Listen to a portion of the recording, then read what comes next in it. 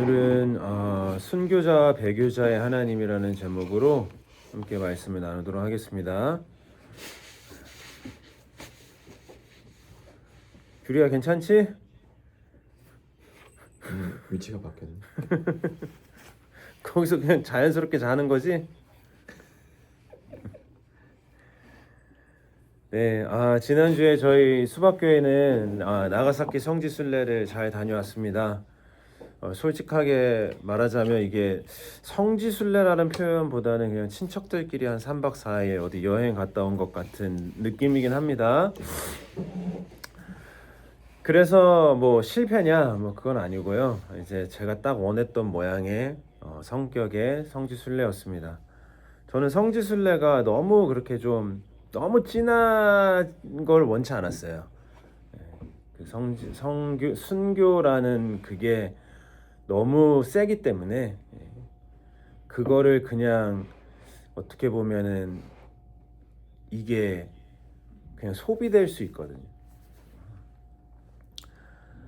우리는 함께 걷고 헤매고 먹고 놀았습니다. 그리고 어린아이부터 어른까지 아무도 크게 아프지 않고 무사히 잘 다녀와서 얼마나 감사한지 모릅니다.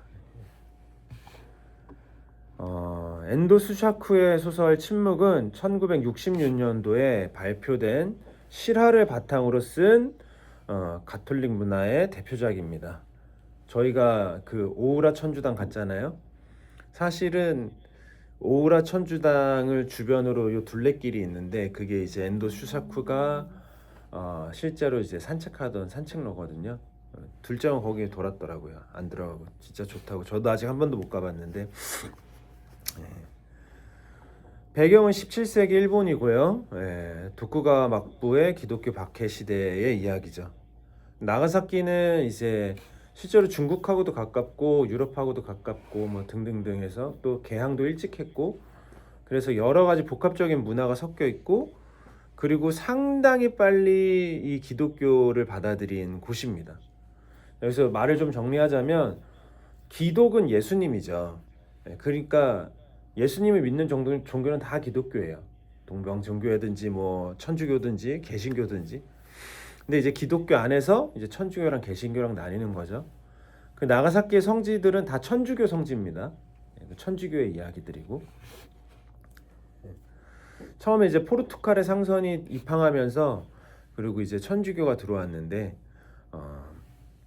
그때 당시만 해도 동방의 로마라 불릴 정도로 대부분의 그 나가사키 사람들이 예수님을 믿었다고 합니다.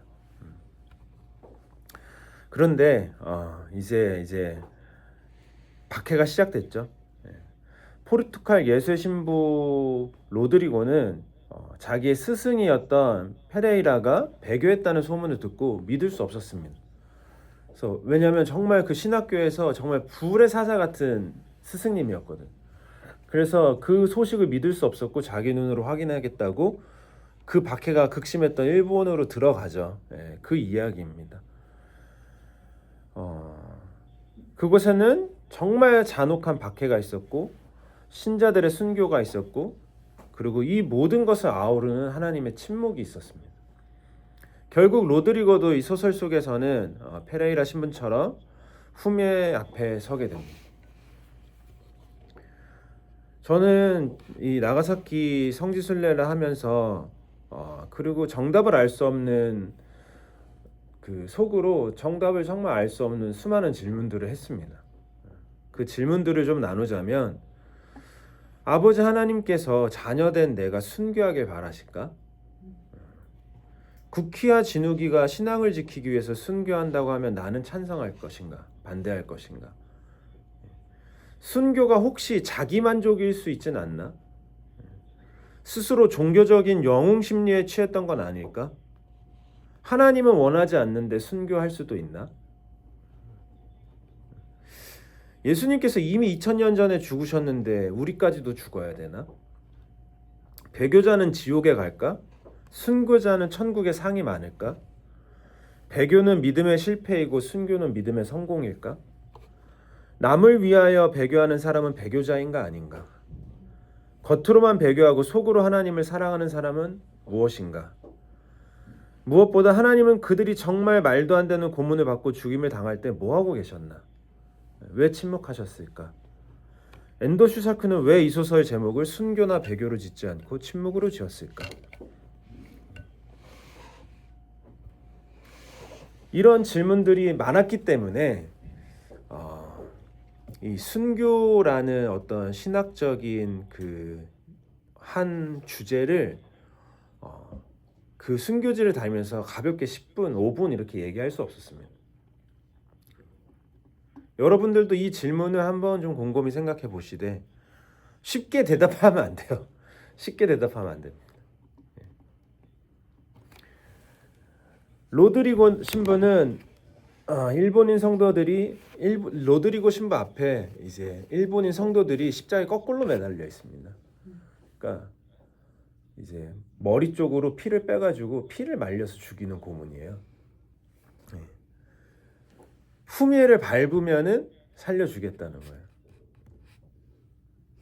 근데 후미에를 밟지 않아도 너가 배교하지 않아도 저 사람들은 다 죽어요. 어떻게 하시겠어요? 너가 배교하면 저들을 살려줄게. 근데 너가 배교하지 않아도 저들은 죽을 거야. 어떻게 보면 참 똑똑하죠. 로드리고는 그 상황 앞에 있었습니다. 이제 후미에가 뭐냐면 이제 우리들은 후미에를 알지만 후미에는 이 얇은 동판입니다. 거기에 이제 십자가에 달린 예수님이나 아니면 성모 마리아가 각인되어 있는데 양각으로 이제 막부에서 이제 그리스도교를 탄압하기 위해서 이제 후미에 밟기 행사를 해요. 그래서 주민들을 광장에 모은 다음에 정기적으로 밟고 지나가는 거죠. 밟고 지나가는 사람은 넌 크리스찬, 못 밟는 사람은 크리스찬이니까 색출해가지고 고문하고 배교시키고 아니면 사형하고. 로드리고의 스승이었던 페데이라는 이미 후미에를 밟고 배교를 했습니다. 그리고 사노와 추안이라는 일본 이름으로 바꿨고 일본 사람과 결혼해서 불교로 교회에서 삽니다.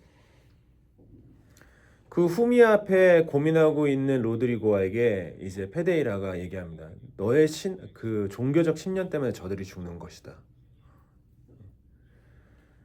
그때 후미에를 밟을까 말까 내가 배교를 해야 되나 치열하게 고민하던 로드리고한테 그 후미에 속에 있는 예수님께서 말을 겁니다. 밟아라. 밟아라. 나는 밟히기 위해 이 땅에 왔다. 결국 로드리고는 후미에를 밟고 페데이라의 길을 갑니다. 페데이라처럼 일본인 이름을 쓰고 일본인과 결혼하고 불교로 바꾸고 기독교를 비판하는 글까지 씁니다. 이제 소설의 끝에 이제 로드리고가 죽는 장면이 나오는데 장례를 치르는데 이제 불교식으로 치르죠. 이제 관해해가지고 이제 화장을 하는데 이제 로드리고가 이렇게 있는데 이 손에 작은 십자가가 쥐어져 있습니다. 소설 속에서는 그 위에 어떤 다른 말을 하지 않아요. 그 사람은 속으로 뭐 예수님을 믿었다, 평생을 예수님을 사랑했다, 뭐 그런 얘기는 없습니다. 그냥 배교한 것이고. 그치만 그 손에 작은 십자가가 쥐어져 있었습니다.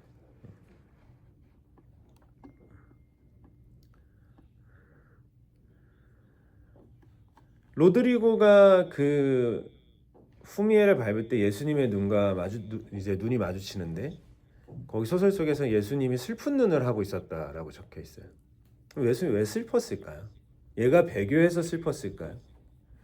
그리고 왜 예수님은 그 후미에서 벌떡 일어나서 이 모든 사탄 마귀들을 물리치고 이 구원의 역사를 일으키지 않으셨을까요? 우리를 이 고통 속에서 구원해줄 구원자는 우리 늘 원하죠. 이 상황에서도 현실에서도 모든 문제 해결해주는 램프의 진리를 기다립니다. 하지만 실상 예수님은 이 소설 속 후미에 갇혀있는 예수님처럼 무능력하고 하지만 우리와 함께 슬퍼하고 우리와 함께 계셨습니다. 물론 우리가 믿는 하나님이 전지전능한 하나님이죠. 전지전능한 하나님을 경험할 때도 많습니다. 하지만 우리가 이미 이제 40년씩 살면서 경험한 거는 침묵하시는 하나님을 경험할 때가 더 많죠. 왠지는 저도 잘 모르겠습니다. 우리의 아픔과 우리의 슬픔에 동참하시는 신을 경험할 때가 훨씬 많죠. 저는 배교를 미화할 생각도 없고, 야, 그건 한국 속으로는 믿었어, 아니면 순교를 평가절하할 생각도 없습니다. 아직까지도 순교의 피가 왜 이 땅에 흘러야 하는지 정확하게 이해할 수는 없고, 저도 신학적으로 정립이 안 됐어요. 하지만 그 순교의 피의 열매가 무엇인지는 우리는 정확하게 알고 있습니다. 그렇죠? 그 선교사의 피 덕분에 저희가 지금 이렇게 정말 아무런 박해 없이 예배를 드릴 수 있고 신앙의 유산을 물려받은 거죠. 그 신앙의 유산뿐만 아니라 저는 어쩌면 이 땅의 어떤 세속적인 그런 어떤 부흥, 성장도 선교자의 피가 씨를 뿌리는 때문이 아닐까 이런 생각도 해봅니다. 하지만 또한 우리가 나가사키 성지를 밟으면서 침묵이란 수석을 읽으면서 꼭 기억해야 할 게 있다면 그건 하나님은 순교자만의 하나님이 아니라는 겁니다. 페레이라는 사노아 추안이 되었고요. 그리고 로드리고는 오카다 사네몬이 되었습니다. 그러면 하나님은 페레이라만의 하나님이고 로드리고만의 하나님이었을까? 하나님은 사노아 추안이나 오카다 사네몬의 하나님은 아니었을까? 하나님은 순교자의 하나님이시기도 하고 배교자의 하나님이시기도 합니다.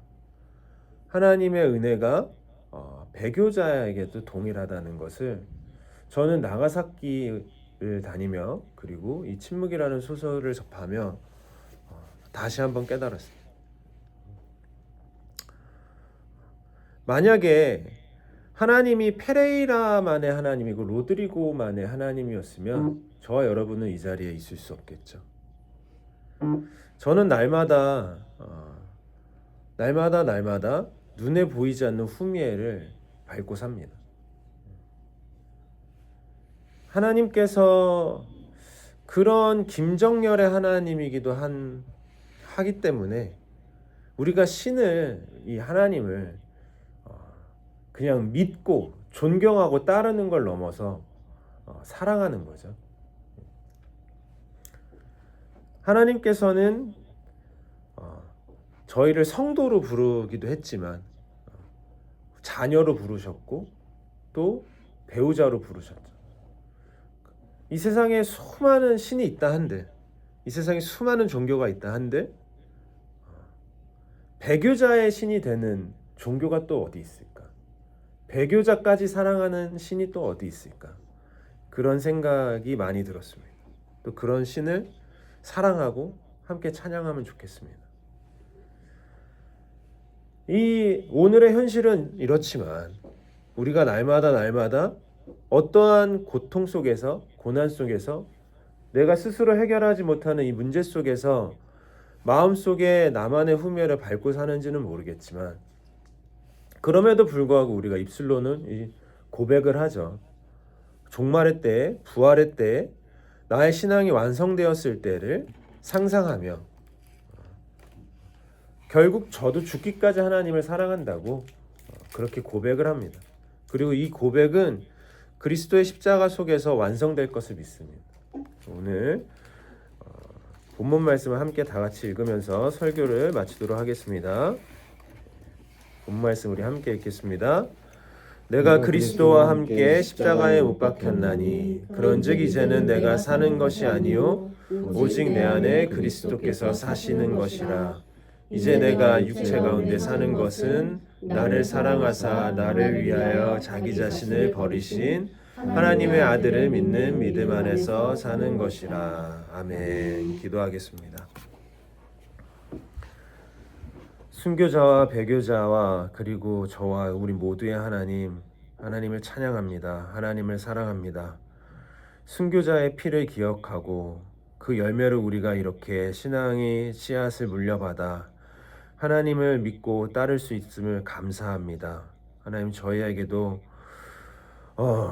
우리에게도 하나님 순교의 영성을 주시고 하나님 아버지 우리가 죽기까지 하나님을 사랑하는 그 지경까지